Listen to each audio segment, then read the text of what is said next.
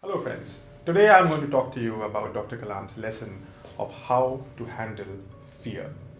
Of course, we all are afraid at something or some place or at some time in our life. And so was Dr. Kalam. But how do you handle this fear? I want to tell you a story. On 29th October 2014, we started from Delhi to visit a place called Bagar. Bagar, I'm sure not many of you have heard about it. It is a small place in the state of Rajasthan. It's not far away from Delhi. It's about 250 kilometers by road. But the problem of Bagar is that there is no airstrip near it. In fact, the nearest airstrip, which is closest to Bagar, is in a place called Jhunjhunu. And from Jhunjhunu, you can land there. Small aircrafts can land there, not the big ones. Small ones can land there, and then you can go to Bagar. At Bagar, the place we were visiting was the Piramal Foundation. Now, I'm sure you have heard of Piramal. Piramal is a well-known pharmaceutical company which is headed by a well-known entrepreneur, Shri Ajay Piramal. Ajay Piramal ji met Dr. Kalam some time ago in 2014, and then he invited him to his Piramal Foundation, which is doing a fabulous job of inculcating school leaders. They have put young people, young boys and girls, as assistants to headmasters in rural schools, about 800 of them, and created an ecosystem of change for more than 100,000 children of underprivileged background. So fantastic work. That's why Dr. Kalam decided to visit them, despite the fact that the place is relatively inaccessible. So our journey began on 29th October morning. We landed in Jhunjhunu in a small 6-seater Cessna plane, and with us was another fantastic person called Mr. Harinder Sikka.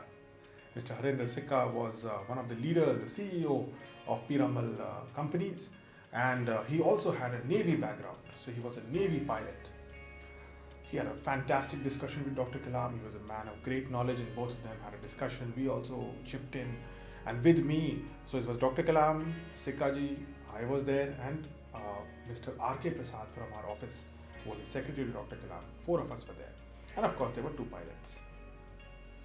We landed, we went to Bagar, we met Ajay Piramal ji there, we met his faculty, his staff, his trainers, and also these young boys and girls, some 20, early 20-year-olds, who were doing a fantastic job for the country, and we were all very excited. Now the problem of going to relatively inaccessible places is the fact that they don't have an airport, it's just an airstrip. And this airstrip is not lit up in the night. So you have to ensure that you land in daylight and you take off in daylight.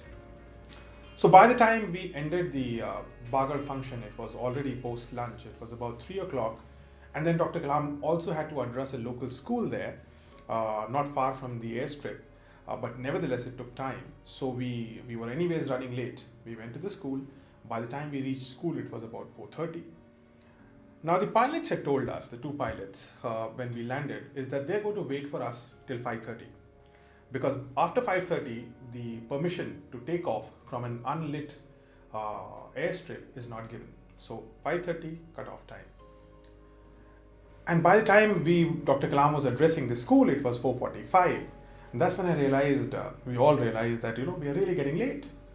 It started raining outside, so we expected traffic to slow down.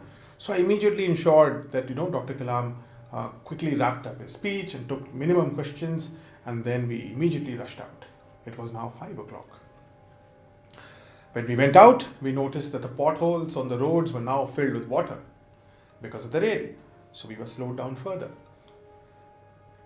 But against all odds, we still made it on time, almost on time. Around 5:20, we got in our 6-seater plane, rushed into it, quickly shut down the doors, and took off. 5:30, we were in air. So far, so good. But there's one more problem.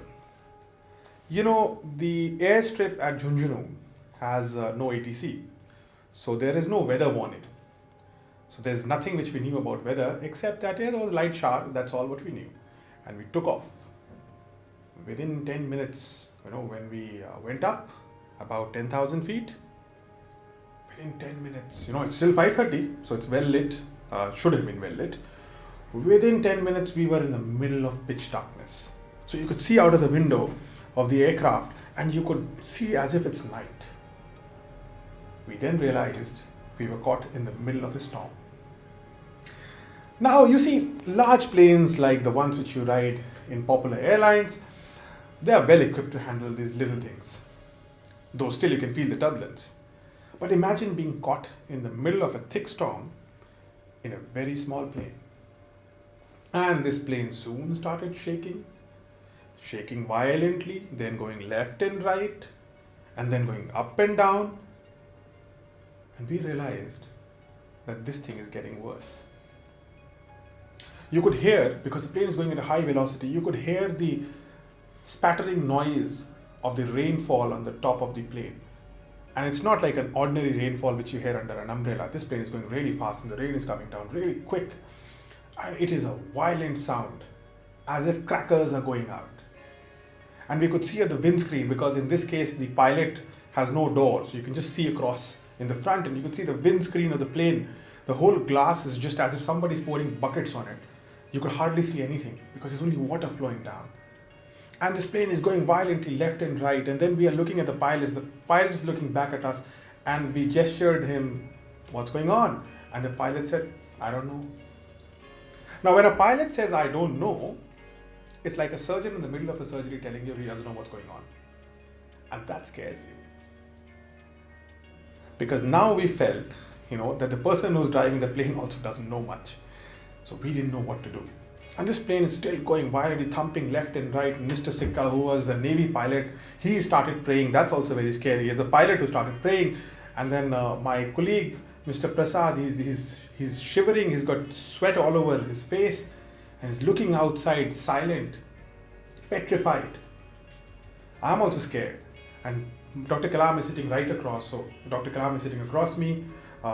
And behind me are the pilots, and Prasad is sitting this side, and Mr. Sikka is sitting here. And the four of us are looking at each other, don't know what to do. Except that I'm holding on to my glass, because otherwise this thing will just fly off.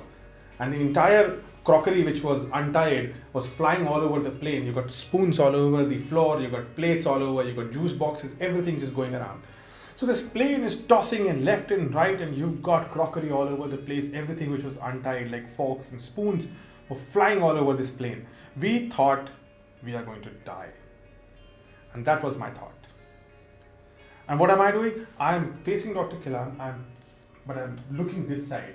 So I'm looking outside my window. I've got my nose touching against the glass, and I'm just staring into this darkness as this plane is moving up and down. And I could, my ears are just filled with the noise of the rain falling on top of this plane. I'm seeing into darkness. I'm just counting seconds. How long is it going to take for this thing to crash? And I knew that Dr. Kalam is also worried. He's got his face also worried. He's trying to, put a smile, but beneath that smile, he's got all kinds of fears. Then, when I'm looking outside my window in fear, I suddenly see this. The window which I'm looking out, its shade, the cover goes down. And I look at him. Who did it? It was Dr. Kalam. So I looked at him, and he had shut down my window. And he said, you can't do anything about it. Stop caring about it. And what he did was shut down my window. This thing went on for about a good 10 minutes. And we all kept now staring at the pilot's windscreen. And in the distance, we saw a small light, blue colored light. And this light kept like a little, round thing. It kept getting bigger as we moved towards it. And we realized that we've entered into clear skies. And we immediately rushed the plane into it.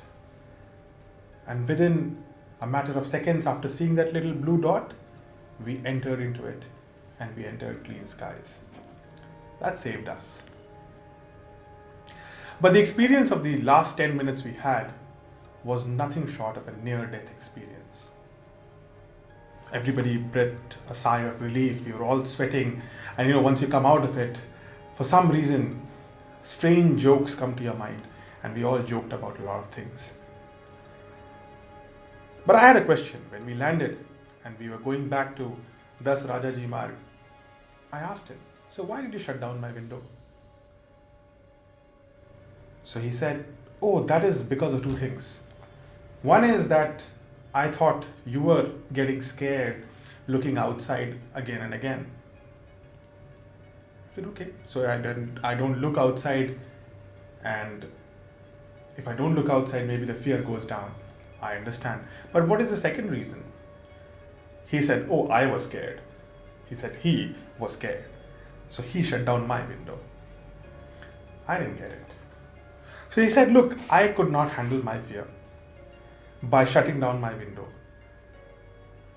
But I could divert my anxiety and my fear by helping you cope with your fears. I thought that's an interesting idea. And so I took a diary and I wrote something which I'll read out to you. I called it Dr. Kalam's 2 laws of fear. First law, to manage uncontrollable fear, try to ignore it. Okay, that's cool. So you should shut down your window if you can't control it. Second, if the first law doesn't work for you, like it didn't work for Dr. Kalam, try to focus on helping others to apply the first law, like it did to me. You can conquer your fear by diverting your attention to others. You can conquer your fears by diverting your attention to others. And fear breeds fear, courage breeds courage. So these were the laws. Next time you're afraid of something which you can't control, try to ignore it. If you can't ignore it, help somebody else cope with their fear, and your attention will get diverted. Exhibit courage. It breeds more courage. If you show fear, it breeds more fear. And that is how my friends, Dr. Kalam taught me on handling fear. I hope that helps you too. Stay tuned to this channel for more such updates. We keep telling you those little inside stories of what make Dr. Kalam a person of such magnitude and such great aura. We'll come back soon, next time with a new episode. Till then, namaste.